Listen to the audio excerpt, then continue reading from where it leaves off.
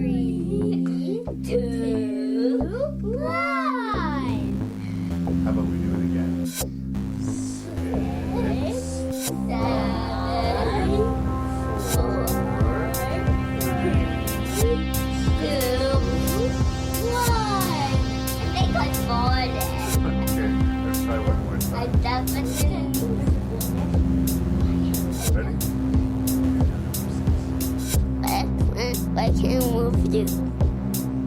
Making reveal. Making reveal. Say 6, 6, 5, 5, 4, 3, 2, 1. This is your host and random Canadian, Larry Parsons, and you found your way to an interesting episode here. My guest this week is the charming Anita Massé, and she and I don't know each other very well. Unlike most of my guests, we have not spent years watching genre movies together and studying them and yakking about them. So it's going to be interesting to see how Anita takes in these 6 highly conflict-oriented films. This week's episode is called Verses, and I really hope you enjoy it. As we come to approach our 50th episode of Rank and Review, I just wanted to encourage all of my listeners, please seek us out on iTunes or Facebook. Leave us a positive review on iTunes. A 4 or 5-star review is just unbelievably helpful to me. And liking the page on Facebook is a real morale booster. This would take just a few seconds of your day. I'm not asking for money, I'm just asking for a couple clicks on the mouse, a couple strokes of the keys, and it helps my show so much if you do that. As usual, I shall warn everyone that there will be spoilers for the 6 movies discussed, and there may well be some coarse language. There was also quite a bit of wine consumed this evening, so if my voice is a little soft, I'm going to blame the wine.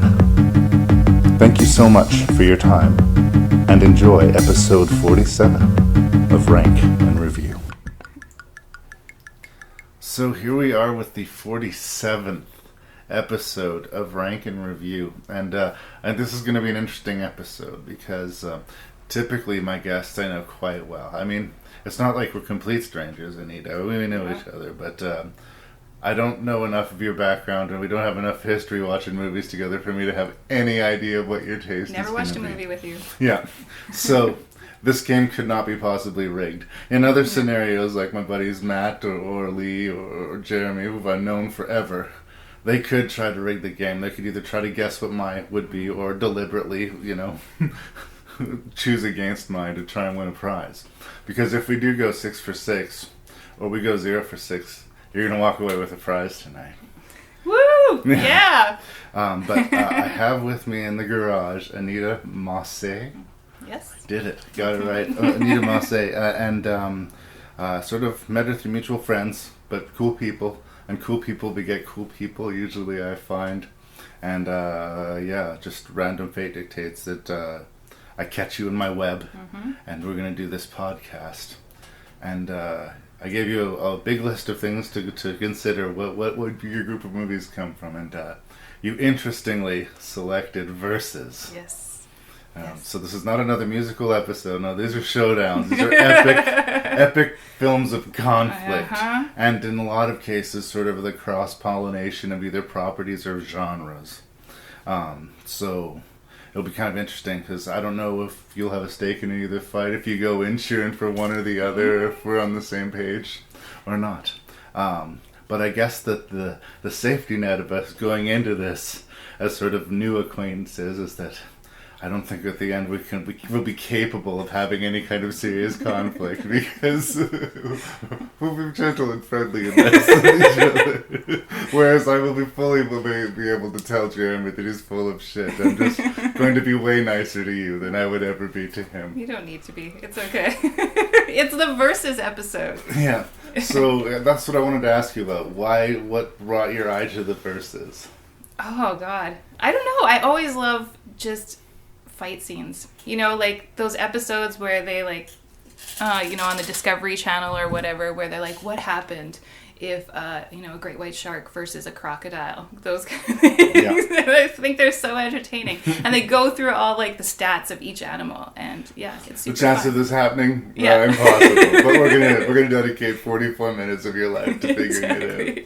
Exactly.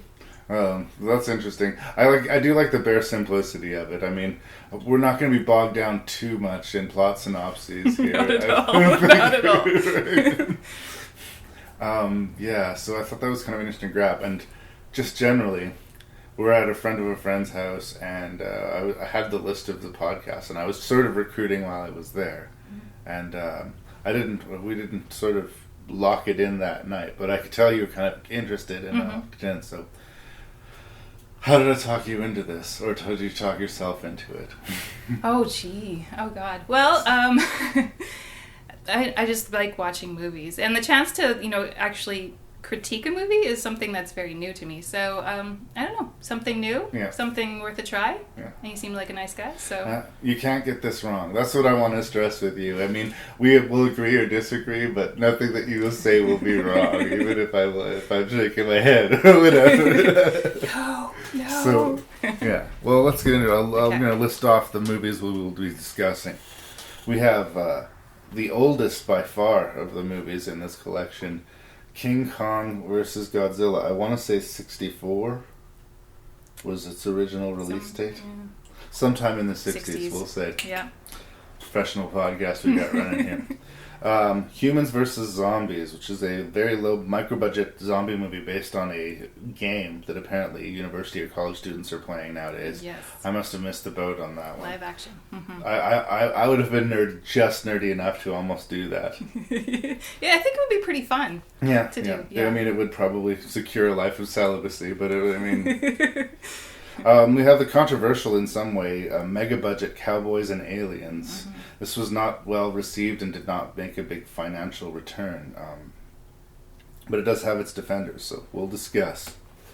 Scott Pilgrim versus the World, directed by Edgar Wright, a Canadian graphic novel adapted by a British director who brought us the cult classic Shaun of the Dead, amongst other things. Then we go back to the zombie genre. We got two zombie entries in this bunch. Cockneys versus zombies. So you have to decide who's more indecipherable, the moaning undead or the marble-mouthed Cockney slang. And last but not least, we have AVP, Alien versus Predator. At last, the epic showdown that every nerd sort of dreamed about. It came to the big screen. We watched it. We're going to talk about it. Is there anything you want to say by way of introduction before we dive into this episode of Rank and Review? Let's do it. Thank you so much for being here.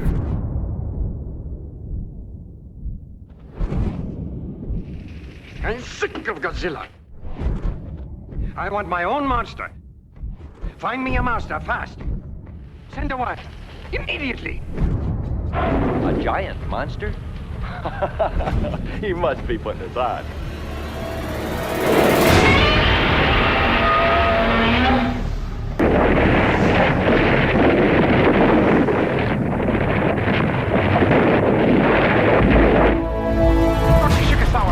Is Godzilla coming? Yes, he is.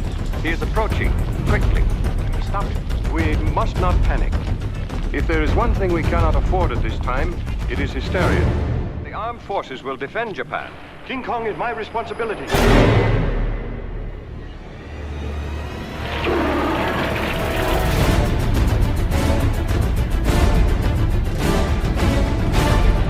Fight back! Fight him! King Kong can't make a monkey out of us. King Kong could kill us all. You wouldn't care.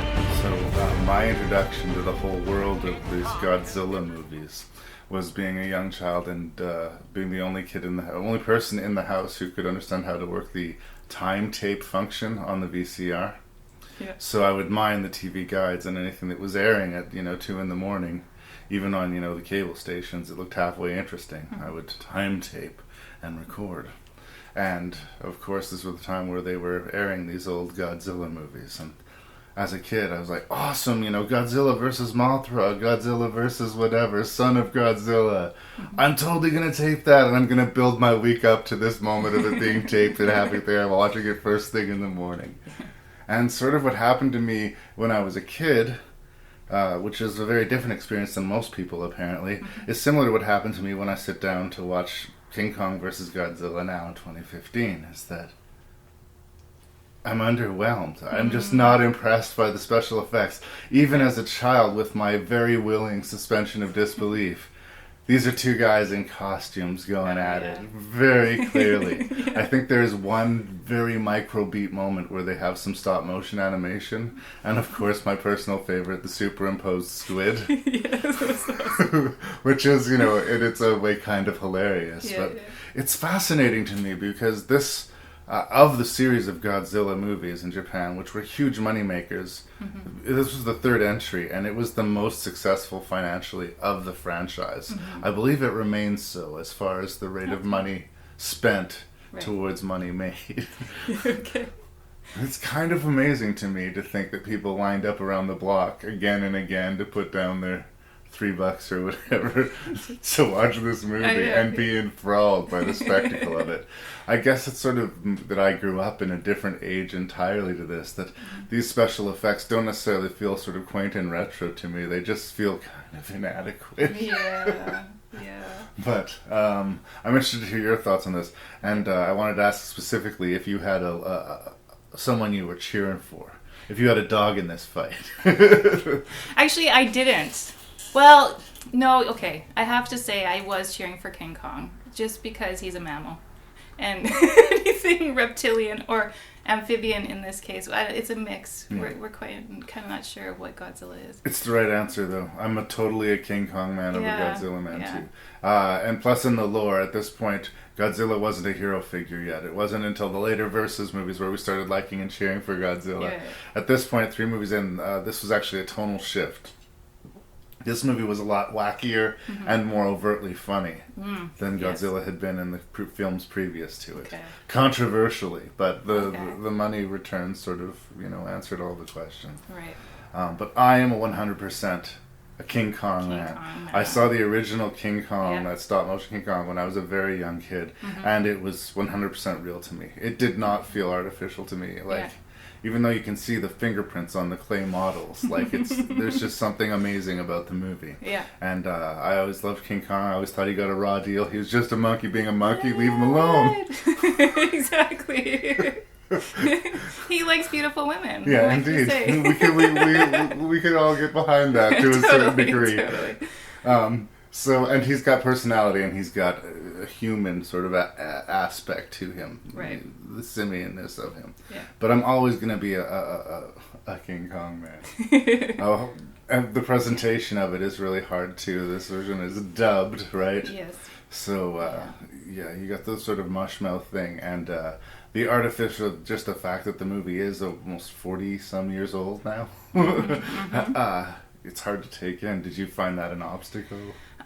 Okay, so I normally don't watch, or I haven't watched a lot of older movies. So that was completely kind of new for me. Okay. So I took it with, just interest as to how things were done. And as far as, these huge costumes, it wasn't, great, the costuming, or even the settings, per se. But I kind of took that as being novel. So I was just kind of enjoying it, because I knew I was kind of getting into as far as that goes. So I kind of enjoyed it in some ways. I thought it was pretty funny. Yeah. Yeah. And I think that's how you have to go into this. It's sort of an so bad it's good thing. Yeah. But at the time, I don't think that this movie was made to be a so bad. I think this was a genuine spectacle. Yeah. Well, and I can see the work that went into it, too. Yeah. Yeah. There is a lot of weird and interesting background to it, if you want to get into it. First of all, if we want to put our nerd hats on, which I think we are, if we're talking about King Kong versus Godzilla. Yeah, there's a convoluted reason why King Kong and Godzilla will get together that we can gloss over. But basically we have a problem of scale, just basically. Godzilla is the size of a skyscraper, and King Kong climbs skyscrapers. All of a sudden, we have this. And apparently the original origins of this were they were going to take a license, an American license of an American monster, and have them fight this Japanese one. Right. The original thought was to license Frankenstein. Get Dr. Frankenstein to invent a creature that would fight off Godzilla, right? But somewhere this got, either the rights got meshed up or they were different producers, different ideas. All of a sudden it became King Kong. And because it had been decades since King Kong hit the screens, it was like a big deal. But for such a big deal, I have to say that monkey suit is terrible. It really is. It is significantly worse than the stop motion animation version, if you ask this person. Oh, really? Okay. So, well, I've never. This was my very first King Kong. Oh, really? Or Godzilla. Oh, wow. Movie. That's interesting. So, this is your first. This is my first go at it. Yeah, Wow. yeah. So it was interesting to see. Yeah, for sure.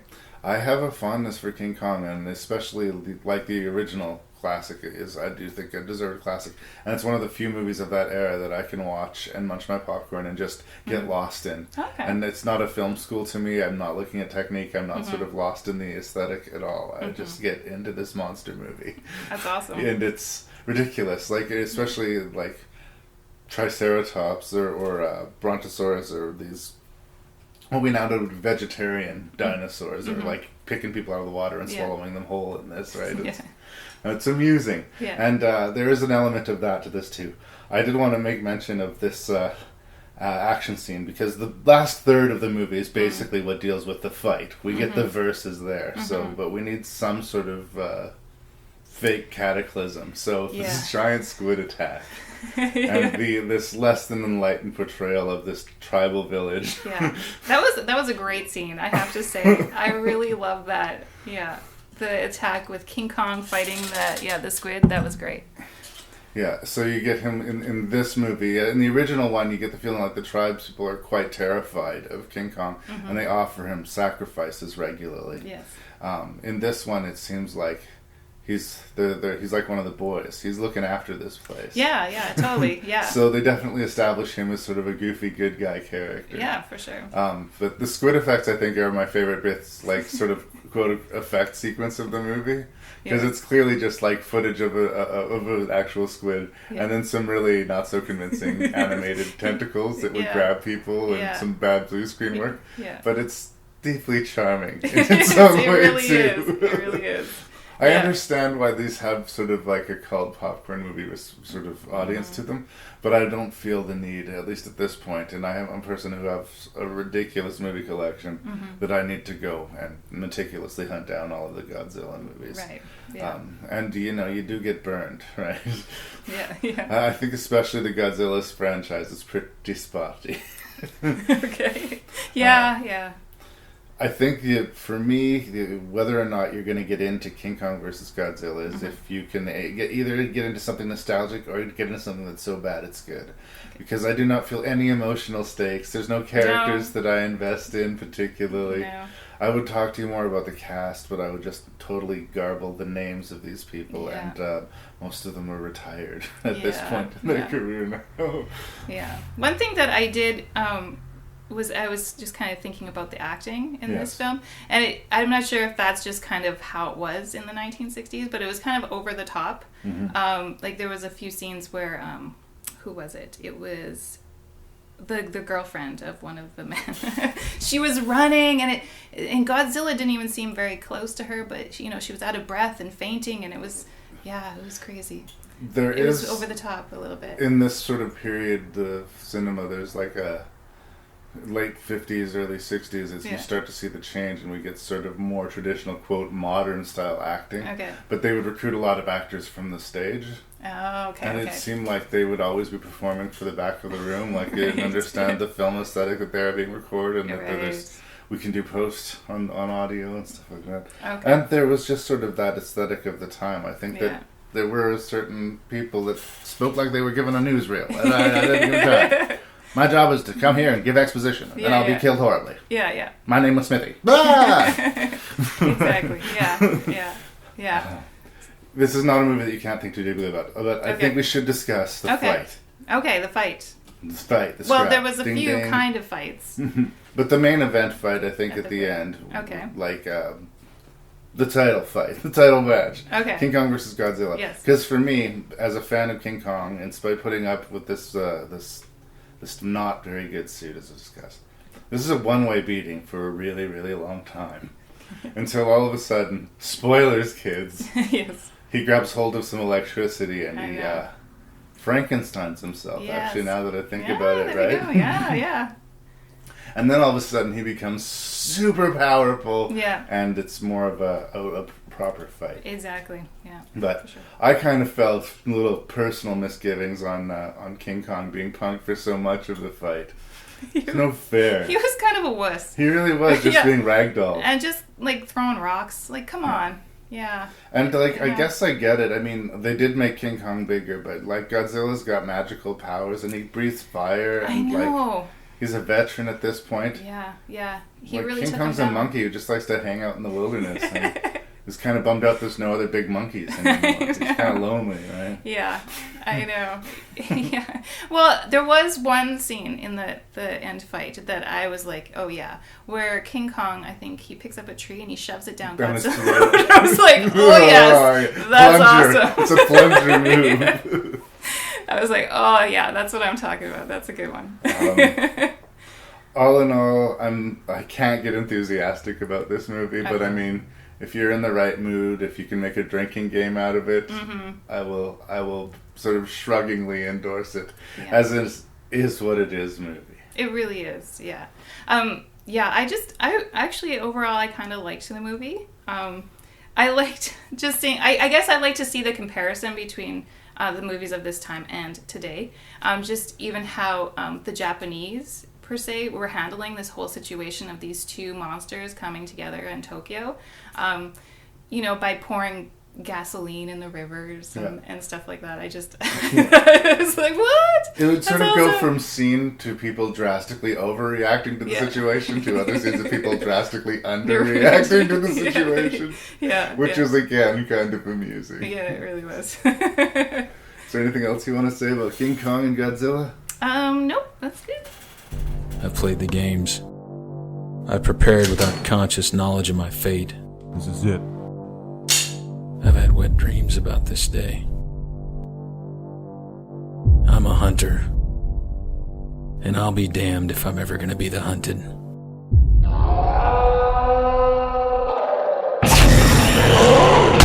Throw it now!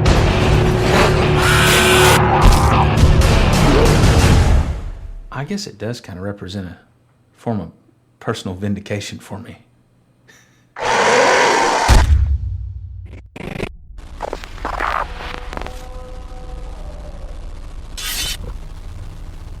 Okay, so this is the first of two zombie features we have here. Humans versus zombies. And as I said in the introduction, apparently this is a game that is played by nerdy college kids on campuses that are very involved. Very rule-oriented. I didn't really get a good grasp of the actual game in the movie. Some of the people in the movie are involved in playing the game, but that's about as deep into the, quote, mythology as we're going to get. Basically what we are looking at here is a well-packaged, but just dressed up, micro-budget zombie movie. Now, I'm on your side if you're a micro-budget zombie movie. I like zombie movies. I'm a horror movie guy. So the fact that you're trying to make a zombie movie on a low budget does not scare me away. With King Kong versus Godzilla, we were talking about a movie that to me is kind of in the category of it's so bad it's good. Yes. With this one, and this is just me talking, you can disagree, but Okay. Humans versus Zombies is one of these movies that's so bad it's fucking terrible. I will agree with you there. This is sort of like my problem with being like a zombie fan and us being in a zombie renaissance. It's just like every week there's a new zombie title out in the racks out there, and the few places that still sell physical copies of movies, and usually they're fairly cheap, you know, and they got good packaging. And I've been suckered in more than a few times, and every now and then you'll find a diamond in the rough, but more often than not you get things that are crappy. Yeah. But I think that this movie almost distinguishes itself in its crappiness. Yes, I would totally agree with you. It's- There's nothing unique about it at all. No. It's kind of punishing. Like, it feels really long, and I felt kind of bad Oh, yeah. that I assumed that you were not going to like the movie, and then I had this sort of thing, and I'm like, well, what if she does? What then? What does the conversation become then? Like, Yeah. I do not want this podcast to be about hate and browbeating and saying this was fucking stupid and this was fucking stupid and if you like this movie, you're stupid. Right. I think that's boring to listen to. Yeah. And, like, I'm not about vitriol. There's plenty of other podcasts for that. Mm-hmm. This movie pisses me off. If it was a person, I would punch it in its face. Yeah. I had the same kind of feeling. After I watched it, I was like, oh my god, this was the worst movie. I just wasted my life away a little bit. And you look at it's like 3.9% score or whatever on IMDb, and you're like, oh, but these things are so jaded on IMDb. People are so reactionary about horror movies. There'll be like a bunch of people that give it 10, and a bunch of people that get it 1, and the truth ends up being, somewhere in between. Especially with the zombie genre of movies. Yeah. There is a real shortage of likable characters in this movie, or relatable ones. I'm all for sort of the young, dumb archetype kids that I've seen 100 times in 100 different slasher movies. But if this is going to become a survival scenario with stakes, there's got to be somebody I can latch on to. If not relate to, at least cheer for. Yeah. None. I wanted them all to die. And in that, at least, the movie does deliver. It does, yeah. I was quite happy by the ending. Yeah, see, but again, I couldn't even get a feeling of elation. We jumped through this huge spoilers, kids, but the fact that everybody dies has zero emotional impact. And actually, I was cheering for them to die, so... Part of the problem is that I don't think this movie has any real sense of tone. I think... This is obviously, I'm feeling like a bunch of first-timers trying to make a movie. I hope that this is a bunch of first-timers trying to make a movie. Yeah. Because that's how it's come off. It really was. Some of the actors are, like, they're doing the best that they can with the lines that they are given. Some do better than others. Some are better actors than others. But I'm on their side because I know being on set on the day, that's not easy stuff to do. Yeah. Right? To try and sustain this level of intensity. Yeah. But I don't agree with the sense of humor of the movie when it has it. Like, I don't think it's funny at all. No. And the scares don't work. No. You're not funny when you're trying to be funny. And you're not scary when you're trying to be scary. Exactly. And I found myself actually tuning out for much of the dialogue. Like I was thinking about other things because it just didn't hold me at all. It just dares you to keep watching. It's like, And they were making, like, the plot line itself. I know it's not deep, but it didn't make sense to me. Yeah. The course of events. The basic, there's some science lab where some experiments are going off. The experiments run awry. People are turning to zombies. There's a big explosion, and a zombie washes up on a beach. There's a zombie invasion. Again, usually I'm all about all of these things. These are familiar, but to me, not deal-breaker archetypes. No. But there's just nothing exciting about it at all. No. And you can tell early in the movie, like the first few things, the first woman who gets bitten by the zombie in the surf. Yeah. It's not convincingly executed or acted. There's no stakes to it. You don't care that this person just died, and, like, that persists through the movie. We have... this unlikable war veteran security guard protagonist, semi-protagonist, that I just don't understand if we're supposed to like them or if we're supposed to like him, why we're supposed... And is a campus cop supposed to have that many guns? No. I don't think that's safe. I don't feel safer if this is the dude in charge of, like, he's handy to have around when the zombies come, but otherwise... He was going to kill some kids. Sooner or later, he was going off the map. And if you're going to be a conspiracy theorist... get your conspiracies right. Like, his whole idea of how the virus, like, mutated was totally off.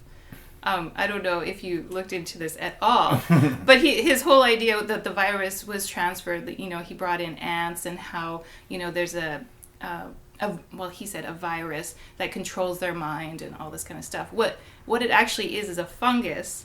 So it cannot be, it cannot be related to this kind of virus at all. So that, I hate it when horror movies try to back things up with bad science. I don't know, that's just... It's some article that he read somewhere of a real thing, so that's going to somehow lend credibility to this. Yeah. I often find, for me, the best solution is to not answer the question. No. There are zombies, they have to deal with it. They may ponder while they're trying to sleep at night why the zombies are there, but it's not going to help them survive the situation. Yeah. And I don't feel the stakes here at all. Yeah. The other thing that I especially when I watch a zombie movie, I really like to see like creative deaths. And I didn't get any of that. No. Yeah. Like you want to see crazy zombies and, unique things, but it just didn't happen. I have things written down on this note. And this is just to back you up on what you're saying, because a lot of this doesn't even make sense to me, as I have like things like weird car scenes, ... It's just this protracted scene in a car of dialogue. I can't remember what I thought was weird about it. But like I was trying to find even bad things to say about it. But the bullet point was that it was just joyless and unexciting, right? Mm-hmm. And it felt like it was 3 hours long. Oh, it did. And I kept on saying, okay, well, obviously these guys are new, but there's going to be something. There's going to be this scene or this sequence that's going to happen that's going to make all that's come before redeemed. Yeah. And that scene just does not show up. And it's disheartening. Yeah. There's a flashback to a scene that happened like 4 minutes earlier. There's a very brief, remember when we had this conversation with just, I can't remember what plot point was being sent in, but instead of giving you the benefit of doubt that you would remember this piece of information, they actually did an aside and flashed us back. Is that to the zombie guide that he was maybe looking at? How do you know if your friend's a zombie kind of thing? Maybe, this movie also brings up an interesting zombie tidbit, and this is for those hardcore zombie nerds. Okay. It was also mentioned in the much, much better zombie movie, Zombieland, this predilection of zombies. You're being particularly vulnerable in the bathroom. And there's a bathroom kill in this movie, right? Yes? Yes. I think I don't know this as a thing in zombie movies. It's like news, and some of the newer zombie movies are trying to make this a scene that for some reason bathrooms are a specifically dangerous place, and I just don't know where this is coming from. I guess there's the classic feel of being vulnerable when you're in a safe place, hopefully. But you can sit on the toilet with a shotgun. You can and I don't know why they would be specifically trying to do it. And infected people sex is not safe sex. Totally. I totally agree with you there. Yeah. They're, trying to bring you everything, and they're sure that there's plenty of side boob and computer violence and whatnot, but the zombie environment is so particularly unsexy. And even in quote serious zombie movies, it's really hard for me to buy any kind of romantic moment of levity angle. This is pure survival. Yeah, exactly. If anything, procreation is a huge fucking obstacle, right? You want a little baby with you that's a little crying dinner bell? No. Right? No, not at all. Yeah. So again, just trying to force that in, clearly just for the sake of having some boobies in the movie. Yeah, totally. Definitely. And again, there's no logic to that character. He knows everything about zombies. He knows that she's been bit, but he's going to have sex with her and stay with her and not expect the inevitable to fucking happen to him. And we're supposed to, again, feel something. I know. I'm sorry, again, I feel like I'm rolling over you. Is there anything hateful that you would like to add to this sort of punching bag that we're... Oh, well, I just didn't understand, I know this is kind of delving into more of the plot line, but I just didn't understand why they would leave the hardware store to go to a church. That seemed illogical to me. I don't think, it's not a magical place when it comes to zombies. No, it's not like a vampiric sort of demonic thing. I don't get that. And then somehow the priest that lived there was ex-military and got sprayed somehow that zombies don't like him. I don't know. It did not make sense at all. And that was, again, it seemed like they were trying to justify with some kind of science, a plot line that it didn't hold up. So... very brutally obvious setups, the redneck security guard saying to the bumbling, not as good security guard that someday he'd like to shoot him in the face. God, yes. Well, I wonder where this is going to lead. You totally know. Yeah, exactly. Like 5 minutes into the movie, you've sort of seen the movie and you know it's lame, but there's 90 minutes to go, and it's a long, slow road. Mm-hmm. Challenge. It was a challenge to watch. Here's a challenge to you and a challenge to me. Let's say something nice about humans versus zombies. Is there something positive that I can dig out of this? Oh, gee. Wow. Boobies. There we go. Yeah. I got nothing. No. So this is not a recommend. No, and it's not. Spoilers for the Ranker review. Yeah. I did not see a worse movie than this one. Oh. So it wasn't just me. Okay.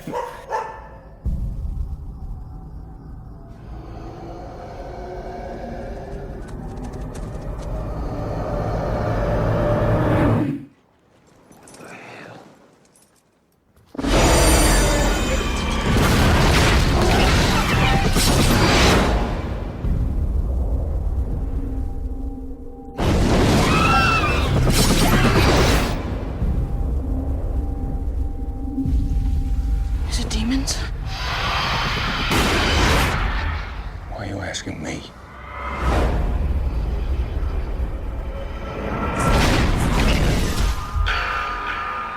We're coming back! We're coming back!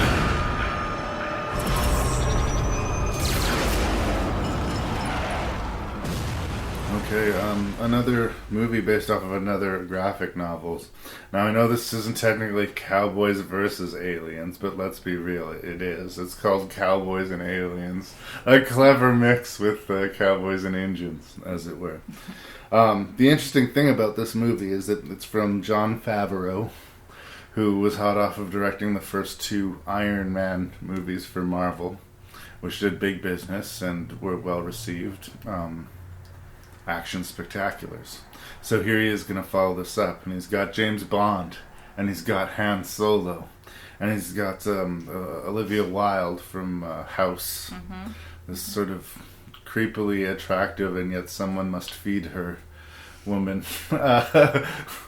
Who, you know, again, she's like Angelina Jolie. She might have been built in a lab somewhere. I'm not sure. Not sure how this works. What genetic experiments are going on. And it's actually full of people that I really like. Sam Rockwell. Love me some Sam Rockwell. Awesome. Clancy Brown. Like, just people show up left and right in this movie that I like. And I think that for the most part, the special effects and the sort of rendering of this Western environment and the sort of science fiction looks pretty cool. Looks pretty good. So I guess what I'm saying for all this, do you think that it deserves its reputation? It was a big bomb. A lot of people saw it in the theater, and the critics were unkind. Do you think it earns that? Yes. Well, maybe not a huge bomb. I wouldn't say it's a bomb, but I think for the cast that they have and the spectacular kind of set design and costuming and all that kind of stuff, you kind of expect more from it, and it didn't deliver in that way. But it was still okay. That's my thing too. I think it's actually a decent movie, but it's a bad movie when you consider the talent involved, or it's at least a less good movie. That so many people were involved in creating this particular piece just seems somehow unnecessary somehow. Sam Rockwell is completely fine and adequate as the dude who's desperate to get his wife back, who's been kidnapped by aliens and has to prove himself a tough guy.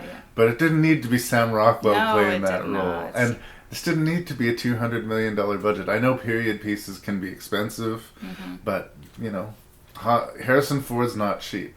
A big chunk of this movie would have been just getting your 2 main stars. And really, I think all these pieces could have been portrayed adequately by different faces. I think at some point your celebrity becomes so big. Once you are playing James Bond, once you have played Han Solo, it comes through. You stop being, you know, at some point you're just a matinee figure. Maybe it would be even more impactful, or we'd feel more stakes if it wasn't these big super celebrities. That said, I can't bring myself to hate this movie. I mean, I got it, I think, in the 2 for $10 bin at Walmart one day, and its journey from theatrical release to the 2 for $10 bin at Walmart was shockingly quick. But I figured, you know, I'm an insomniac, and this will be bright and loud and hopefully worth $5. And I will say it is bright and loud and worth $5. It really is. It really is. But is that like a ringing endorsement? Not really. Not really, Not right? really. Yeah. Yeah, and I was a little, like, I don't know, as I was watching it too, you have Harrison Ford and you have Daniel Craig. And those characters, I think, they didn't really stand alone. Like, you're always getting, like, Harrison Ford and Daniel Craig, James Bond and Indiana Jones, or, Han Solo. And that was always coming through. And it was kind of hard for me to separate that. Yeah. I totally agree. I think that they tried the most amount of sort of gray area with the Harrison Ford character. He was so hard as to sort of be pushing the line as a villain. But at the end of the day, he's looking after his people. But, he sentences a guy to death because he believes him to be lying to him about these aliens. Yeah. And it turns out he was wrong about that, and he's not going to be able to apologize. It's true. Yeah. Yeah. Interesting sort of other supporting roles I wanted to bring up in this. We have our Canadian content, Adam Beach, who is sort of the surrogate son character to Harrison Ford, because his actual son, played by Paul Dano, is this whimpering buffoon, crybaby, braggart jerk who we are designed to hate. And I don't know, Dano's really good at playing these sort of corrosive characters. I feel like this is well-explored material. But again, it didn't need to be Paul Dano. No. I kind of found something a little bit condescending about the Adam Beach character. He was the Indian guide, right? Yeah. This is not exactly breaking new ground, and he had his white father, and it caused him stress with the native folks. But he was key in helping them work together and build the gap. But once he'd played his role, he was expendable to the plot, so he could be killed off. Like everything, like this could have been written by a computer. Yeah. That said, I don't think Adam Beach sucks in this movie. I think he does everything that he's asked to do very well. It's true. And I'm happy to see a Canadian amongst all of these super celebs, so good for him for getting to work. But again, I just wish I could feel more. When a major character is killed off, it should be a moment, right? And they tried to create that, but it just didn't get me. No. I kind of like the creature design in this movie. Okay. We don't get to see a lot of the aliens up close until sort of later in the movie, but it's interesting because they're definitely sinister and intimidating, and yet you kind of buy that they're maybe not worthy adversaries in the Cowboys, but the Cowboys do have the technology and the know-how to hit back. Right. One of the sort of things about the premise that I had questions about right off the gate, and I think it's the major challenge of the movie, is what possible chance do these guys riding horses and firing arrows and firing their 6-shooters have against intergalactic space travel? Yeah. And I didn't actually buy that at all. Like, as they set it up, it seemed very extensive. Like, we need to gather these people from over here and these people. Oh, we're gonna run and it took so long to gather enough people to take on these aliens, and then the aliens, with all their technology, somehow decided not to use their technology when they were fighting, the Cowboys. They would fly out to the Cowboys, but then stab them. Yeah. And I was like, come on, don't you guys all have these awesome bands? Like, maybe they're like they're predators and they're hunters and they have a fair fight. I didn't really get that from them. They were conquerors. I don't know. I think it might have been a plot convenience. What do you think? Well, totally. It really was. It really was. Yeah. And that was a little disappointing. I was talking about Olivia Wilde. I don't necessarily think she sucks. I think she's an okay actress, but I think she gets parts because she's beautiful. Oh, for sure. Okay. And the fact that she can deliver the lines and not hit the furniture is good. But this is a weird thing with like these uber attractive Hollywood starlets. There are like Hollywood starlets who are like, they're beautiful people, but I do believe they exist in the world. I would walk down the sidewalk and say, hey, there's a very beautiful person, right? Then there's people like Olivia Wilde. It's almost like ethereal. Like, where did this person come from? And I actually think that this movie kind of cleverly exploits this because, she does look spoilers, very... she's not human. There we go. Right? And in a way, I thought that was kind of clever casting and, an excuse to show her naked. Yeah.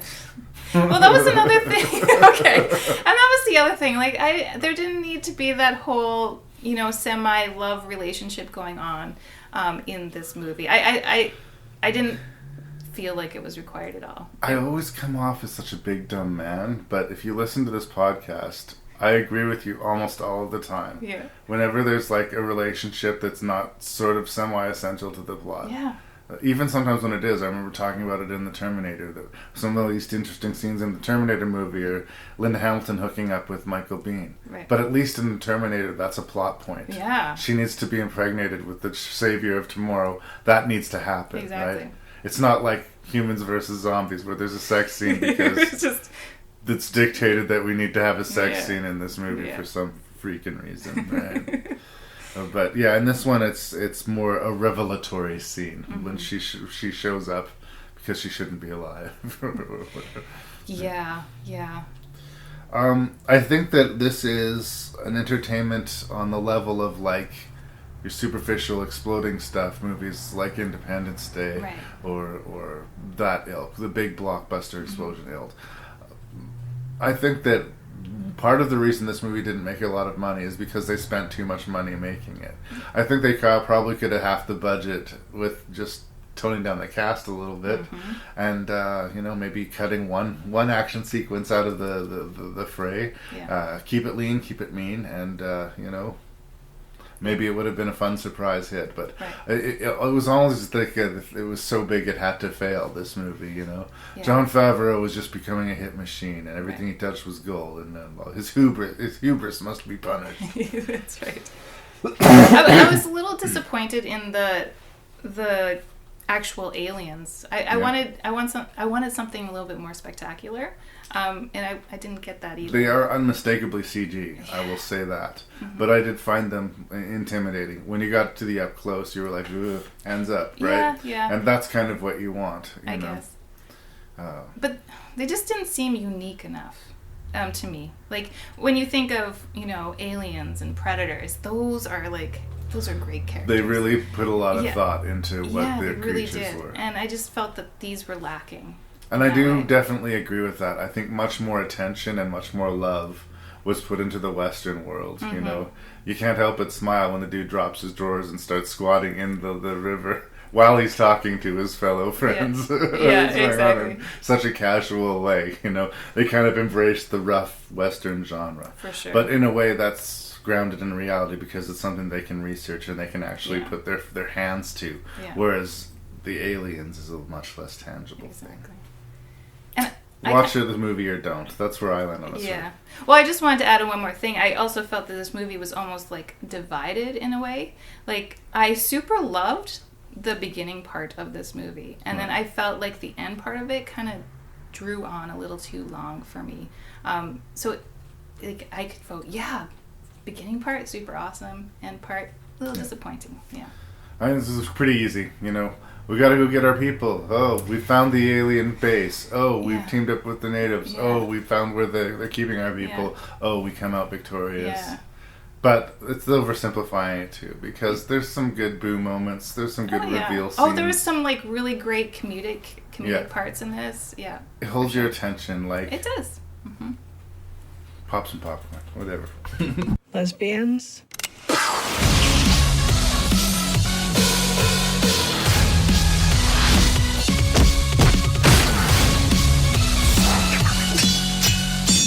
What are you doing? Getting a life. You want to fight me for her? Why on earth would you want to do that? Because I'm in love with her.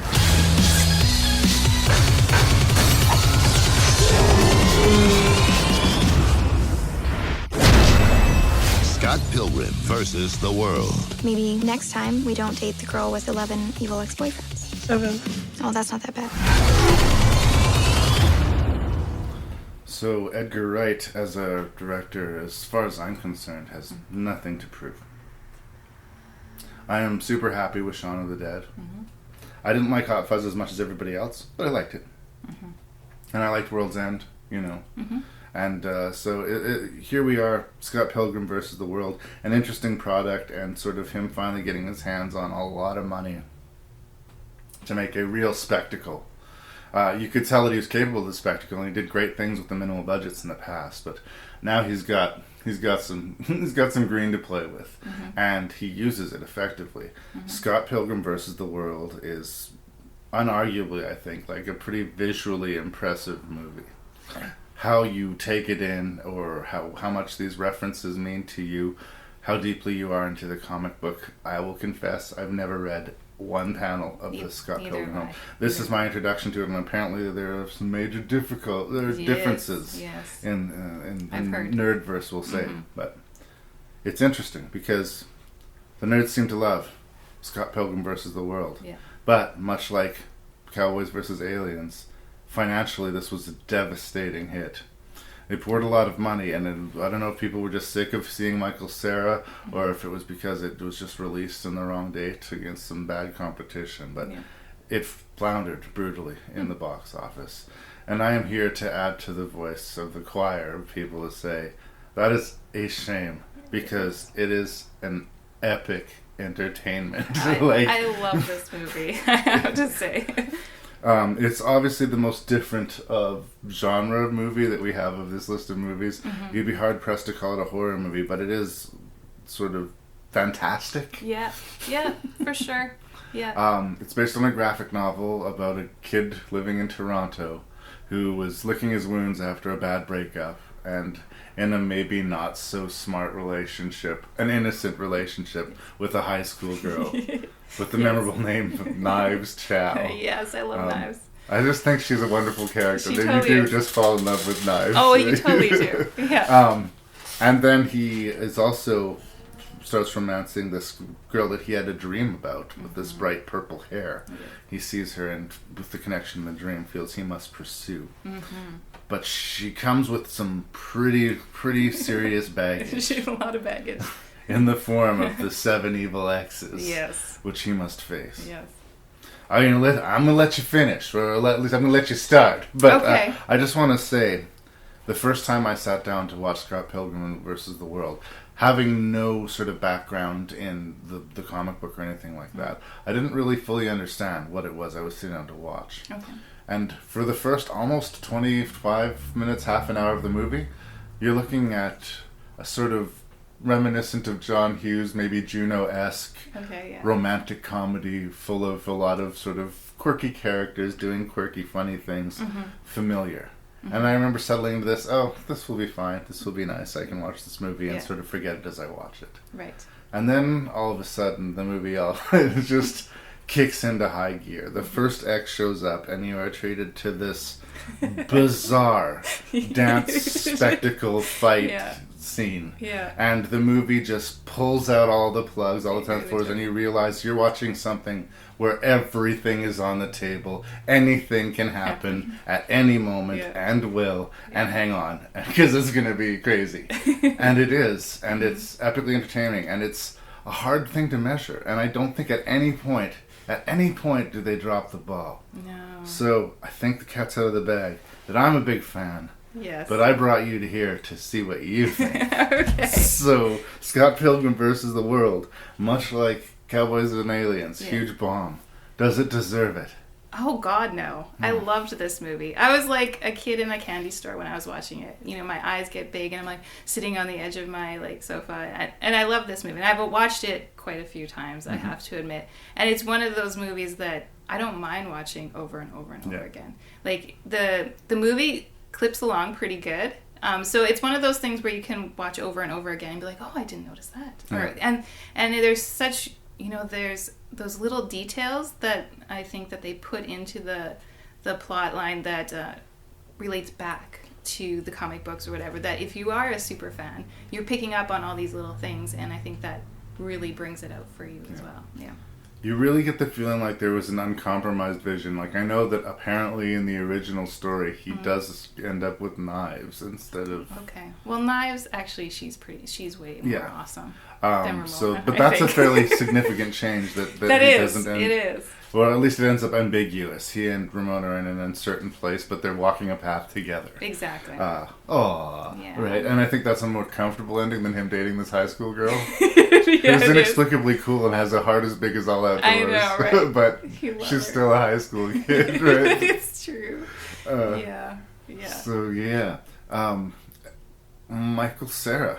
I have to say, surprises me. Yeah. Because if anything about the lack of hype about the movie that lends some credibility is that I kind of get people get worn out on Michael Cera because traditionally he has sort of played that same type. I'm awkward, I'm embarrassed. Oh, it's unlike the English version of Hugh Grant. Oh, I'm so terribly sorry. Oh, this is so awkward. Yes. Oh my, oh. Yeah. He's not this. In Scott Pilgrim in the World, he's definitely a hero. He plays in a rock band. He's dating 2 girls at the same time. He's like...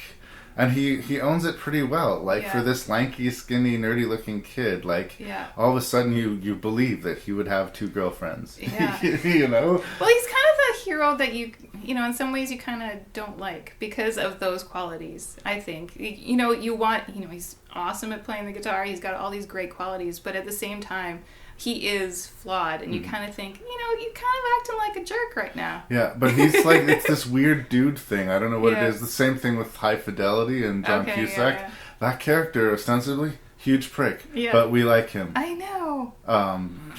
Well, I don't know. I don't have any answers for you, but I'm just there. I guess if you fit into that niche, if you're that type of cool guy, you can get away with being an asshole. Yes.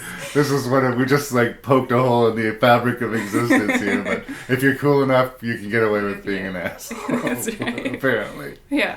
I also want to say, Winstead, what is it? Mary Elizabeth Winstead. That's why I couldn't remember her name, because she's got 2 of them. She plays Ramona. Oh, yes. I really like her here. Like, I definitely get the appeal of her.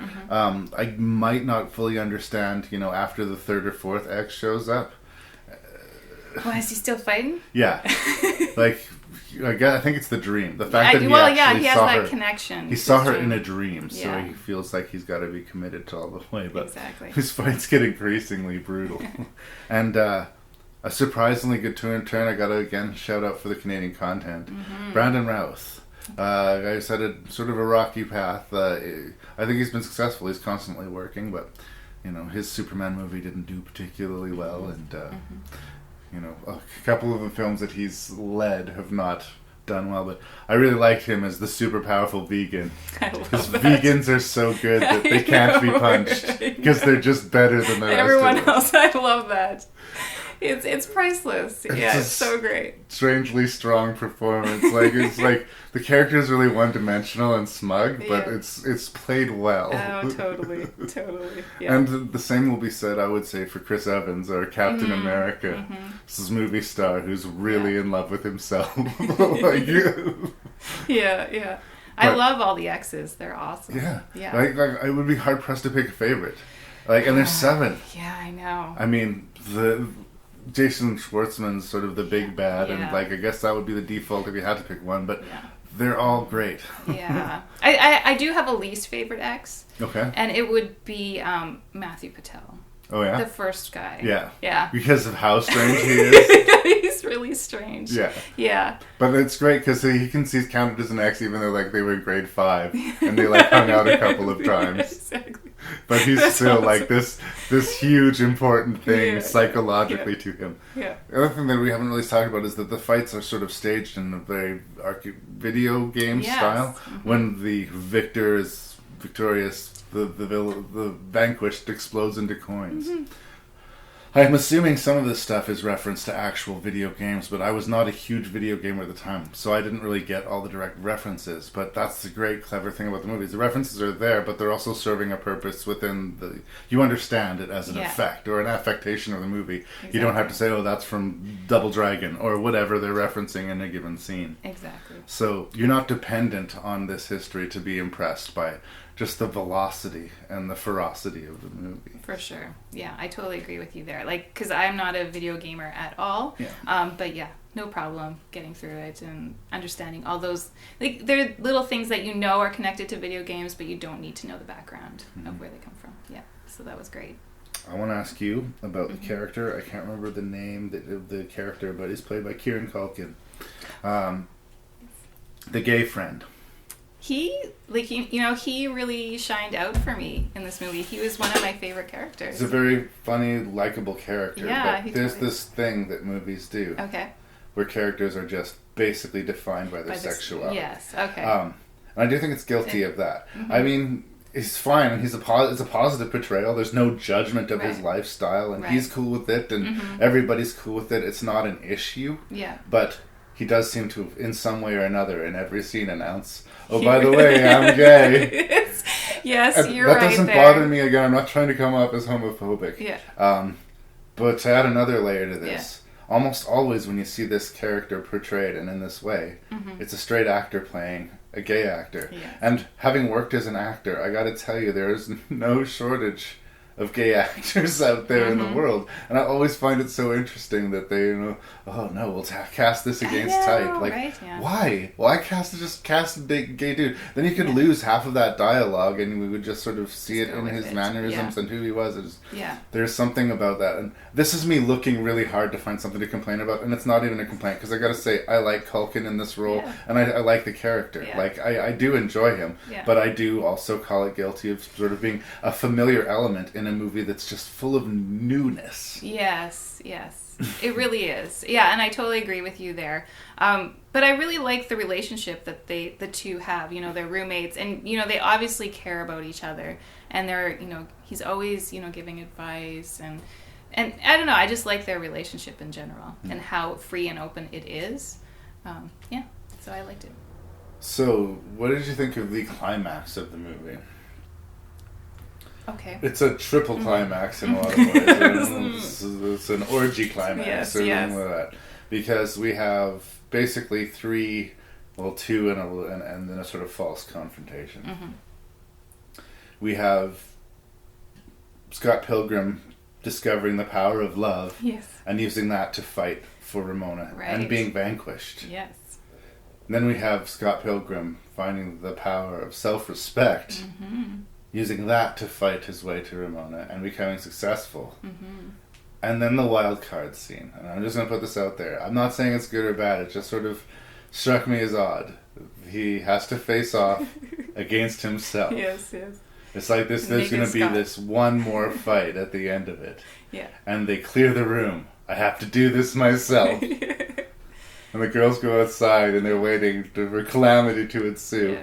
And then he walks out with his doppelganger and does like a high five. And he's achieved inner peace. There was no conflict. Yeah, exactly. I don't know. I mean, I get it, and it made me smile, made me laugh, and I'm going to just assume they pulled it directly out of the book. Yeah. But for me, it was almost like one sort of climax too many. Yes. I think that we had his free life. Once he got his free life and came back and was able to rescue Ramona, that we kind of want to see. That's the sort of heroic win of the movie. Right. I disagree. Yeah? I liked the multiple climax. Yeah. Well, typically I do like multiple climax. I don't want to be misquoted here. Okay. No, it was like the moral of the story, right? And I like that they played it out in that way. And, seeing how, he's starting to love himself. Because, throughout the whole movie, he's very self-conscious of himself. And I think they needed to show those steps of how he kind of overcome, the difficulties or the, insecurities he's had in himself. It's something that I can relate to, sort of getting locked into navel-gazing and depression and unwillingly and unwittingly sort of being insensitive to those around you. And they are very patient and because they know that you're going to find your way out the other side. Exactly. And in a way, you're right, that's more sort of the climax of the movie than whether or not he ends up with Ramona. Right. And I guess I understand sort of, it'd be interesting to have that big fight and him not end up with either girl in some way, like the win was not achieving a girlfriend or rescuing a girlfriend or earning the love. Yeah. It's all about self-love. Coming to terms with Scott Pilgrim. That's right. So in the end, is it really Scott Pilgrim versus the world, or is it Scott Pilgrim versus himself? Oh my God, mind blowing. Mind blowing. I'm just gonna hit stop. Hamish, wake up. He's Mutt and Jeff. He'd move a bit quicker if it was dinner time. Pardon? There's zombies everywhere. Zombie? What are you going on about? Oh, it's a zombie. Oh. All right, Grandad. Boys, now you're talking my language. You gotta shoot him in the head. We know where to shoot him. there's a lot of Trafalgars out there. Trafalgar Square, Fox and Hare, Needle and Stitch, Abercrombie and Fitch, Abercrombie and Zombie. 89mm.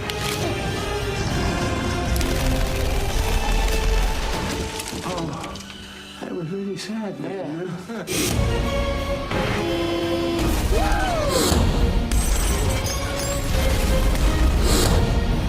Oi, zombies! Get out of my East End!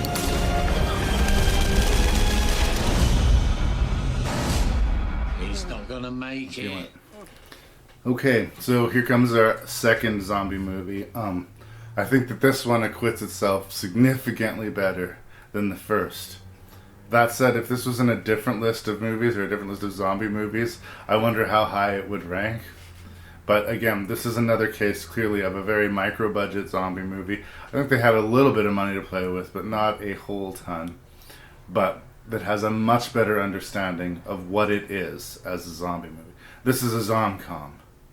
It's not a zom-rom-com. It's just a zom-com. Yes. We're going to see a zombie scenario, which is familiar. We're going to have a group of blokes, in this case, you know, Cockneys, surprisingly, who were initially involved in a bank heist because they're trying to save their grandfather's retirement home.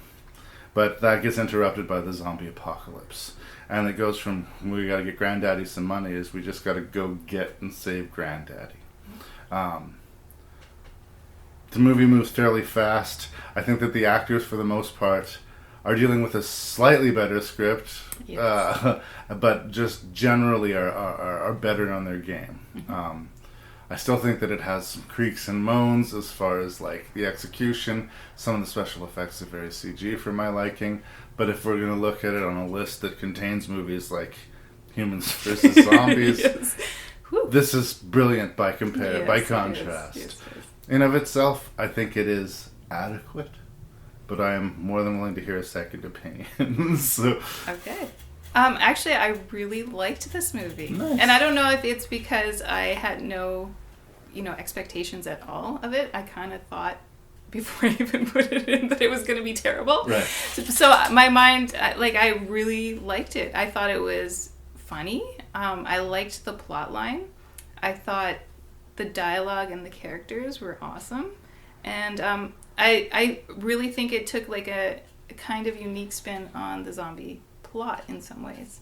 Yeah. So yeah, I was a fan of it, and I was surprised myself that I liked it as much as I did. This is much like when I talked about Humans vs. Zombies, another one. This showed up on the shelves fairly cheap.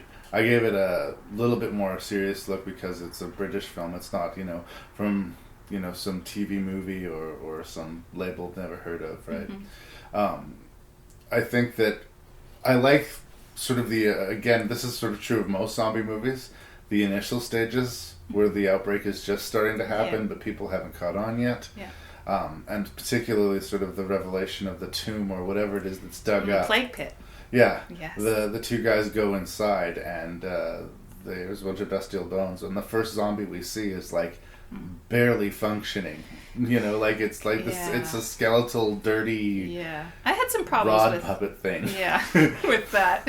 But I liked how far degraded that zombie was because I'm so used to just seeing people with a makeup splattered on their face walking. How did they make a zombie? How does that zombie even become animated? That's what I'm wondering. There's no muscle tissue there. I don't get it. It had been down there for so long that it was barely a few more years and it would just be a skeleton. Yeah, was what they were going for. But how does it take down two construction workers? I just don't understand if it's that frail. That's why they cut to the exterior and we hear a scream because that's how he got them. Because he got them. Okay. Because the zombie apocalypse had to start somewhere. Okay. But it's interesting because we have another band of sort of people who, on the surface, should we like? I mean, it's nice that they care enough about their granddad that they're going to rob a bank, but it's kind of not cool that they're going to rob a bank. The fact that he has at arm's length a crew of people, including this psycho with an iron plate in his head. No, Tracy's the gun. Right. Yeah, Mental Mickey. Mental Mickey with the plate in his head and the, what was it, a container, a ship container full of weapons. Again, very convenient guy to know in a zombie apocalypse if you want to rob a bank. But between his actions throughout the story, like, why else would you know this guy unless you were in that world? Yeah. He was like working against the tide as far as how crazy he was. It was helpful in that he brought some guns, but other than that, he was mainly a detriment to everything that was going on. It really was. Well, I kind of took it as like the Cockney culture, right? They were all somehow like criminals in some way. Like even at the retirement home, a lot of the people that were there were, they had a rough charm to them. They did. They were former gangsters or drug dealers, in this retirement home. And so, and even with the flashbacks of the two main characters, their parents, right? They, there's that flashback where they, they're taking on the police and stuff. So I think their family is immersed in that kind of criminal culture to some degree. So I believed the whole Mental Mickey kind of. They just knew that guy because he was in their world. Exactly. Yeah. I also got to say, from a plot point, and again, this is me looking for stuff to and it's not really criticism, it just occurred to me. Okay. One of the places that you don't want to go when the zombies come, just a zombie tip for when it comes. Okay. Old age homes. Okay. Actually would probably not go there. That'd still be second to a hospital. Right. But that's where dead people are, or people who are going to die. That's and true. You're sort of living in an environment where you're not going to be able to run to the store to get Betty her pills. Okay? So it's actually probably one of the worst places you go. I guess I get the idea of let's go there and save Grandpa, but it's basically let's get there and stay with these old people and live with them. And I'm a realist in this surreal world.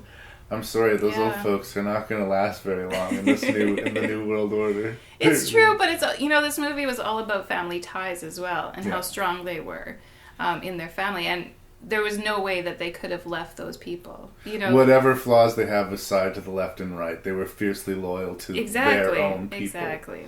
Yeah. The rest of the world could live or die. Exactly. Yeah. And that's what, and I just have to say, this is, a spoiler. I love, like, the slowest chase scene ever. Oh, yes. A dude with a walker against a enfeebled zombie. And slow-mo chase. Yeah, that was quite I loved that. That was great. And because of that, the whole dynamic of having old people, he could play along with all those kind of things that old people have, like, hip problems and, false legs and, and that added to the comedy for sure. Yeah. And added uniqueness to the movie for me. Yeah. The sort of main cantankerous old man, I'm trying to remember the name of the actor here and failing. Alan Ford. He has this sort of roughness to him where everything is sort of a punishment or a sarcastic remark or calling you dumb mutt or of course I thought of that. There's something about this weird grumpy charm. I sort of relate it to like George C. Scott, the actor George C. Scott. Whenever you see him, he's kind of got this rah, rah, rah. But beyond that, you kind of get the feeling like he's an okay dude. I kind of get the feeling like Alan Ford was going there, but for me, I still kind of thought he was a dick. I never got past the bark to the heart underneath. He just sort of seemed like a harsh fellow. Oh. And it's interesting because in a lot of ways, he's the anchor of the movie. He's the reason that all of this action is taking place, right? And because I had low stakes in that character, when they try to do that big moment for him at the end of the movie where, oh no, he's going to sacrifice himself to save the rest of the group, but then he doesn't. Both the impact of him dying wouldn't have been that strong to me, but the impact of them thinking he was dead and then he shows up and he's okay, I was kind of like, well, the credits are about to roll, we'll give it a pass. It's true. But I don't know, I don't think that particular character worked as well for me. Okay. But other things, we talk about obvious setup in SmackDown in Humans vs. Zombies with I like to shoot you in the head, oh, you know where this is going. I love that Mental Mickey turns out to be this really problematic zombie. I love it. I love it. He's got a metal plate in his head. They keep trying to shoot him in his head, and the bullets keep deflecting. I loved that. It's one of those things where they set that up, and we should have seen it coming, but I didn't. I was like, oh yeah, the plate in his head. Good call. And I have not seen that before. I know, right? Well played. Yeah. So... And that's, just moments like that. A few of those go so far to these low-budget movies, A couple moments like that, I'm on your side. I'm with you. And Cockneys vs. Zombies has enough of that to distinguish it that I'm not ashamed that it's on the shelf. Yeah. I mean, it's not one that's like, what's a zombie movie that I need to see? I'm not going to jump to Cockneys vs. Zombies, but I'm taking Humans vs. Zombies off of the shelf. Now that it's been covered on Rank and Review, I can't imagine another scenario where I can imagine it would be a good idea to put myself through it. No. So it'll be like a gift on Rank and Review. If someone goes 0 for 6, I'll be like, here, have this. It's your problem now. There we go. Anyway, is there anything else you would like to say about Cockneys versus Zombies? No, I think I'm good. Yeah. I think it's worth a look. It's not like I don't want to oversell it. No. But if you're a zombie aficionado, for sure. And I think you can tell the love that was put into this movie as well. Like, they really wanted it to be a great movie, with the budget that they had. So I recommend it. This story's all here. This whole thing was a trap.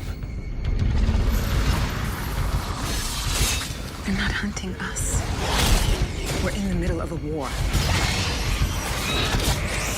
They're using us as bait.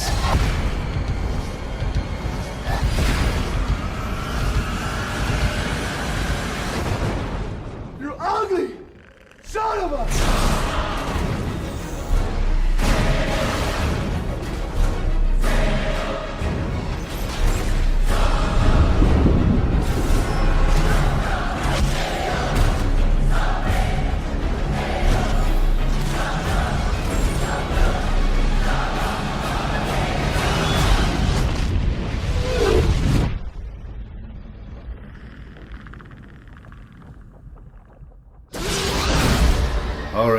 Here's a showdown that I think was destined to happen. Mm-hmm. I mean, I know that they came to be independently. The Alien franchise, starting obviously in the late 70s with Ridley Scott's movie. And then later, some studio executives said, we need Rambo versus E.T. Make your movie, right? And somebody spent some real time in designing this predator hunter creature. And, these were the two sort of big sci-fi horror stalwarts, especially of the 80s and 90s. Yeah. And the day was going to come where these two would collide. As, of course, it was a production nightmare to get the rights worked out, but finally they did, and then they spent a lot of time getting the script. Actually has a similar long and storied history with another Versus movie that could well have been on this list, Freddy vs. Jason, which had almost a decade of pre-production leading out to that modern masterpiece. Here we have for a director is Paul W.S. Anderson. His big claim to fame being the Resident Evil franchise, which is, I guess I'm going to have to say, guilty pleasure because it's big budget zombies, but they're not good movies. They're not good movies. No. But I watched them. But they're not good movies. We've all watched them. But they're not great. Yeah. And, he's got a good visual aesthetic. You can in any given one of his movies, there's going to be a sequence of special effects or of action or of fighting or of violence where you're going to say, good show. Mm-hmm. But I almost kind of feel like he's a better served as a video director or a second unit action sequence director than as sort of a main, which is unfortunate because he seems to have a movie out a year. He's a prolific guy. Mm-hmm. He would not have been my first choice, is what I'm getting around to saying. Right. For Aliens versus Predator. Right. He's apparently a big fanboy, and he sold them on the concept that they'd had been looking at so many treatments, and he came in the room and with a few words talked them into this movie. Wow. Good on him. Yeah, I guess he got the gig, and if I could get this gig, I would have taken it too. For sure. Did you have... I'm going to sort of start with like the same way we started with Godzilla and Frankenstein. Do you have a dog in this fight? Is there somebody that you're cheering for? Is there an alien that you prefer in this showdown? Well, of course, it's like with King Kong and Godzilla. You always kind of side with the one that's more humanoid. Yeah. So obviously I side with the predators. Agreed. Yeah, instinctually. That being said, I do love both of them. Yes. I think that as a movie franchise, as spotty as the Aliens franchise has been, it's kind of a stronger franchise overall than Predators. Yes. But I think as a creature design and as sort of a concept for a monster or an adversary, Predator is wicked cool. I like them. I can put my crazy sort of, pseudosexual shrink hat on. Okay. So let's get ready for this. Okay. The alien, hive creature, the queen alien is typically considered the biggest threat. Yes. Sort of a female, vicious creature. But it has this extendo, shooty, phallic penis thing that shoots out of its mouth. Oh, is that what you see? Okay. That's what I see because I'm a big tongue male. Okay. And then I look at the predator, Uh-huh. which is a very male macho hunter creature. He's got and muscles. he's going to hide up in the trees and he's going to shoot you with his lasers and he's going to skin trophies. Right. And he's got this sort of folding, undulating vagina face. Okay, I'll give you that. So it's kind of interesting because we have a male figure with a vagina face Yes. and a female figure with a penis face. Yes. Fighting in this movie. Okay, yes. Okay, I'll throw away the Dr. Freud hat. Okay. But it's a thought that occurred to me like a long time ago, and I just Wow. needed to unburden it, and I used this podcast as a platform. I will never look at them the same way again. Aliens versus Predator is penis mouth versus vagina mouth. Okay. Woo! All right. Just clear in the air. I think you just ruined it for me now. The whole movie. I'm a Predator guy. I like the Predator. Yeah. It's not personal with Predator. He's hunting you for a trophy, and he likes a fair fight. He won't shoot somebody who's sick or who is pregnant or who is unarmed. That's established in the sort of mythos. Whereas an alien just wants to kill you or else make you use you as a vessel to make other aliens. Exactly. So no, I'm not going to cheer for them. Right. But once again, going back to our first review with King Kong vs. Godzilla, I kind of got tired of seeing all my predators dying like punks in this movie. I It's, know. again, largely a one-way beating. But they're junior predators. Yeah, this is a cool... I guess we should mention the plot. Yeah. Such as it is. Okay. There's been discovered, frozen beneath the ice, a pyramid. And we find out that pyramids were actually built by predators. And they're not just tombs for ancient pharaohs. They're actually used as basically rites of passage, sort of test of manhood for predators. They send them into these pyramids, release aliens. And either the aliens escape the pyramid and take over the world, or the predators fight the aliens to the death and prove themselves worthy. Actually, on a premise level, as a way to tether the two series, it's kind of not horrible. I didn't think it's far-fetched, undoubtedly, and I think them trying to tie Lance Henriksen back into it with the Bishop character was a reach. Yes. Especially considering how much this was happening in modern times in 2002 or whatever it was. So to connect it to the Aliens movies was going to be a stretch in any route. Right. But they just had Lance Henriksen because they wanted a person to tether themselves to one of the franchises. Exactly. And that's all, actually. Whatever. I like Lance Henriksen fine, but he has not much to do in this movie. No, not at all. So yeah, a bunch of humans find the pyramid and they show up just perfectly timing to cue off the cycle with the aliens and this showdown. The few people who weren't infected by the aliens are caught in the middle. Right. That's basically the plot. And I understand in a movie with these two big characters, we're there to see the aliens and predators fight. Right. But neither of them really have a voice. So we have to lock in with some characters. Exactly. And we are allowed to know one. Yes. And I think it's a problem. It definitely is a problem.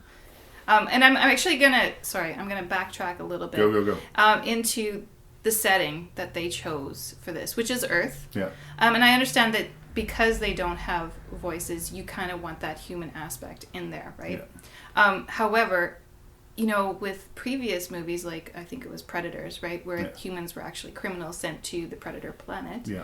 I think that would have been a much better setting where we actually saw aliens and predators fighting over like planets instead.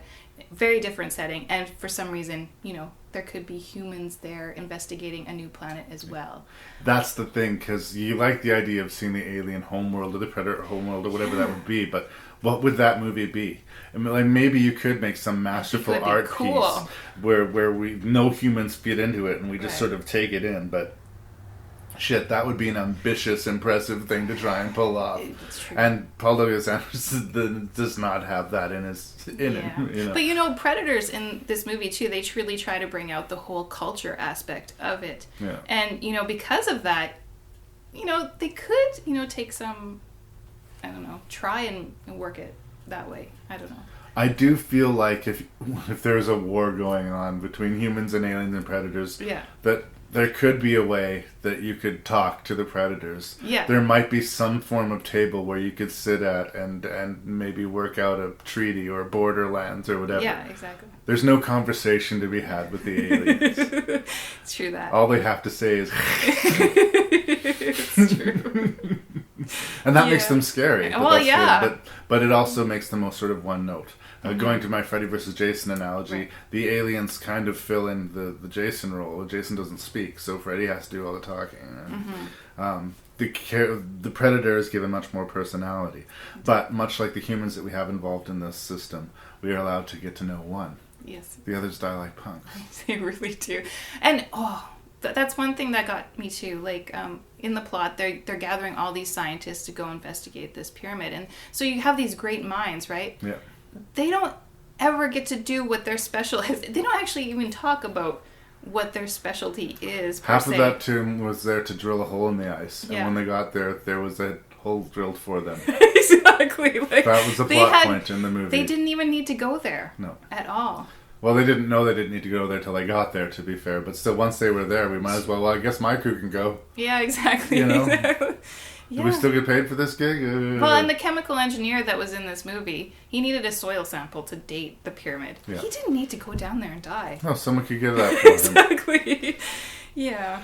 Ewan Bremner is a Scottish actor. He played Spud famously in Trainspotting. Was the chemical engineer. That's the chemical engineer character. Basically, all they do is make sure they remind us that he has kids at home and people who love him, so that we will care more when he dies. But it didn't help at all. But it sucks because I like that actor, and I think that there was almost something good happening there, but we didn't get enough of it. Yeah. And we have to confess, for a group of super smart scientists, they really don't make smart decisions. No, they don't. So I understand the need to inject a human element, but that human element needs to be interesting and not just lambs for the slaughter. Exactly. I understand the movie is about aliens versus Predator, but give us a little bit more. Yeah. But to get nicer talking about it, because I feel like I've been a little bit mean. Okay, sorry. I do think superficially, in a sort of C+, not an A+ manner, it delivers on the promise of the title. There is a protracted scene of a big fight between a predator and an alien, and it's pretty badass. And once the fight reaches the surface and the stakes get higher, I mean, you know, it delivers the promise. But man, I don't know if it's just the properties are just so big in geeks' heads that it just couldn't be me and Matt. I can't help but feel this movie is a disappointment. It's not as much as a disappointment as its sequel, Requiem, which was a full-on debacle, I think. But it just...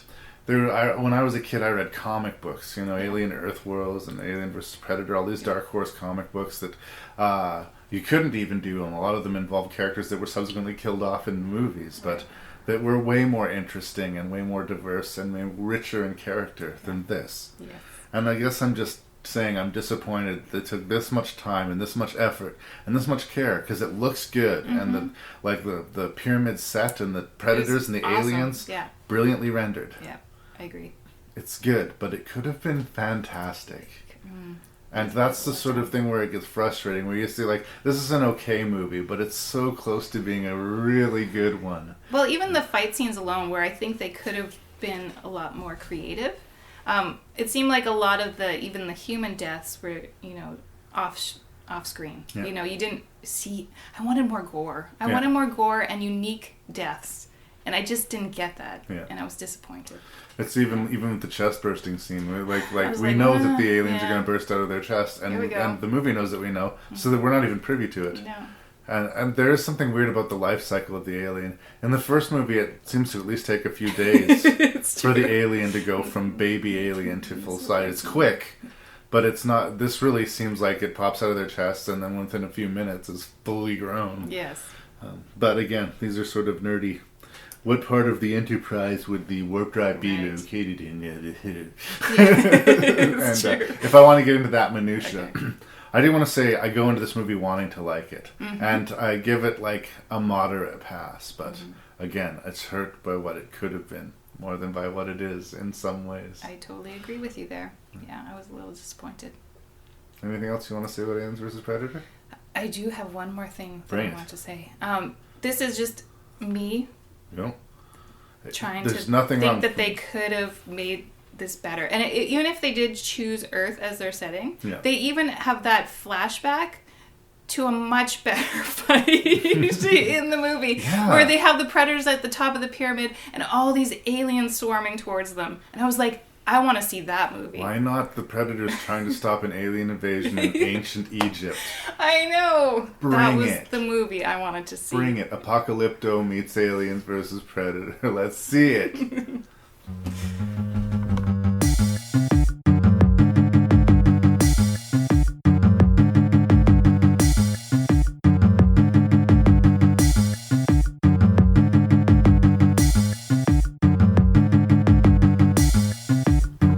There it was. We got through 6 versus movie. I think we're doing okay. We're still friendly? Oh, yeah, for sure. Yeah, we're good. Okay, so at this point, I'm going to ask you to rank these movies. And it's exciting now. This is where you can get the nerves up because prizes are at stake. You can walk away from this an award winner. Okay. So, and much to the ire of our current champion, I'm sure. That's right.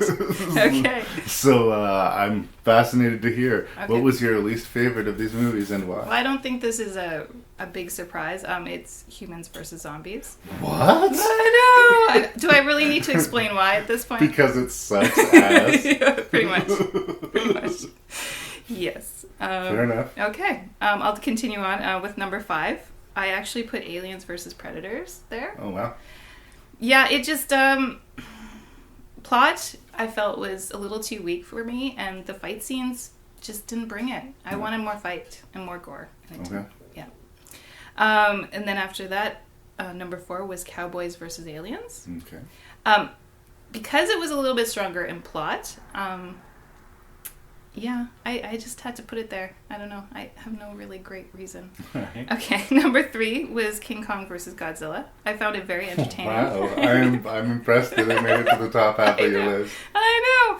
Well, the tree shoving down Godzilla, it really kind of saw me. That plunger move was pretty amusing. It really was. And I appreciate that. It was good. And number 2 was Cockneys versus Zombies. I was really surprised how much I really liked that movie. And number 1, Scott Pilgrim, of course. Nice. Yes. Well, I'm afraid you're not walking away with a prize today in either category. We agreed on the top and bottom. That is all. Oh, wow. But just give me a second here while I put them in the order they are deserving. Or so you think. Oh, so I think, yes. According to host and random Canadian Larry Parsons. You did a good job. I'm not really going to fight you too deeply on the list. The 2 things that I'm passionate about, we agree on. Okay. I'm passionate about the fact that Humans vs. Zombies was the worst movie on this list. Yes. A lot of the times I will give a conditional pass to, especially low-budget horror movies, zombie movies. It's like, you know what? This is handmade by a bunch of people who just wanted to make a movie and they put their hearts in it. So give it a look. Just put your expectations on low. This one I will say hide. Run away and hide. If someone gives it to you as a gift, take it as an insult, It's coming down from my shelf. And I have shitty movies on my shelf. So, bad Humans vs. Zombies. But all the way in 5th place for me is where I put King Kong versus Godzilla. Wow. I don't know how much rewatchability this movie is going to have for me. Yeah.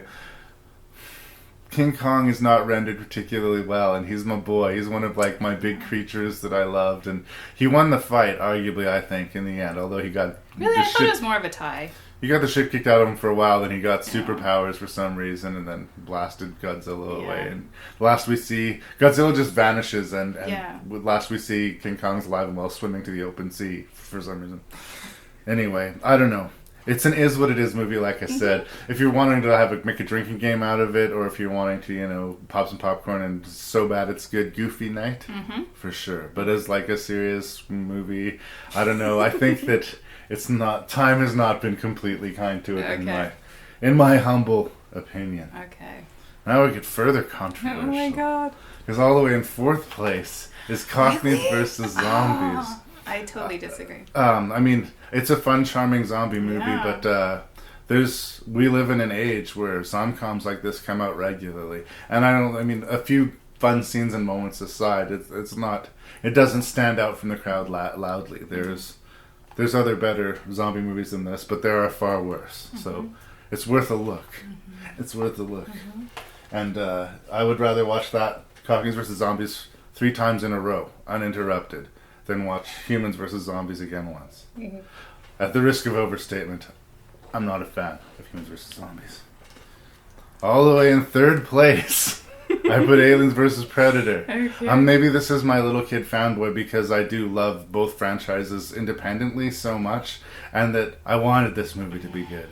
And like I say, it's like a C+, maybe even a C- review. But it's got spectacle, and it delivers on its promise in a way that, I think that it's better than Godzilla versus King Kong, but that's me. Right. I think that it's an interesting thing to compare, though, because as the years go by, once this movie is like 40 years old, look at it then and see how well it matches up to King Kong versus Godzilla, because maybe I will be cackling at it by that point, right? All the way in 2nd place, and this seems like it would be way too high, but I'm putting Cowboys versus Aliens. But again, I got it after everybody had said it had sucked, and I was just sort of basically watching it to keep myself awake one night. And something about going in with your expectations low, I think that really made me enjoy the movie more. And again, this is a 3-star review, right? Because the only truly excellent 10-star essential movie that you need to watch before you die, if you're into movies even a little bit, is Scott Pilgrim versus the World. Yes. Controversial statement. I love me some Shaun of the Dead. I think I love me Scott Pilgrim more. I do. I think that this may be Edgar Wright's finest hour. I think so too. And speaking of somebody who loves zombie movies as much as I do, and who holds Shaun of the Dead in such high esteem, I would have never predicted that when I sat down to watch Scott Pilgrim versus the World. And at this point, as far as I'm concerned, he's already proved himself to be completely... I will watch whatever his next project is, right? And he has nothing to prove after Shaun of the Dead. And he's making better movies. So, yeah. As far as I'm concerned, this was the list with Scott Pilgrim versus the World and a bunch of other movies. It really was. It really was. Thank you so much for doing this. I'm sorry I can't send you away with a prize, but it's okay. If you're not too traumatized by it and you want to try another one, we can do this again. Okay. And now, but this time, see, I'll know more. This is probably the longest conversation we've had in our lives with each other this night. But see, now I'm getting an idea of where you're at. So. We'll be ready for next time. Okay. I was just going to bother you with one more thing here. Yes. Since it's versus, since this is all based on conflict and scrapping, what would you give if you had to give an award for the best fight in this movie? The best fight. Oh, Cowboys versus Aliens, some Climatic Showdown. There's all sorts of fights with Scott Pilgrim doing cool work. That's true. The Aliens versus Predator fight's very well executed.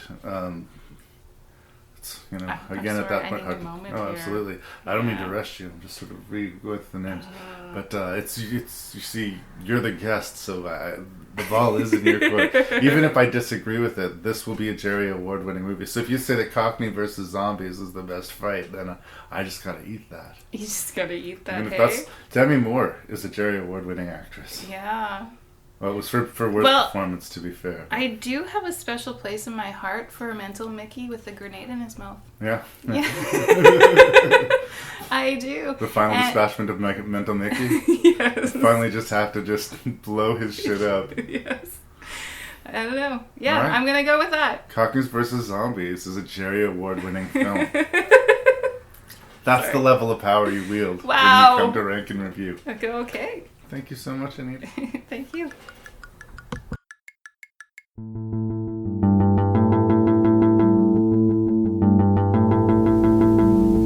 And there goes episode 47. It's gone, it's in the wind, it's behind us. I'd like to once again thank Anita Massey for being here for this episode and for being brave enough just to try something that was out of her comfort zone. Hopefully I can convince her to come back and try it again.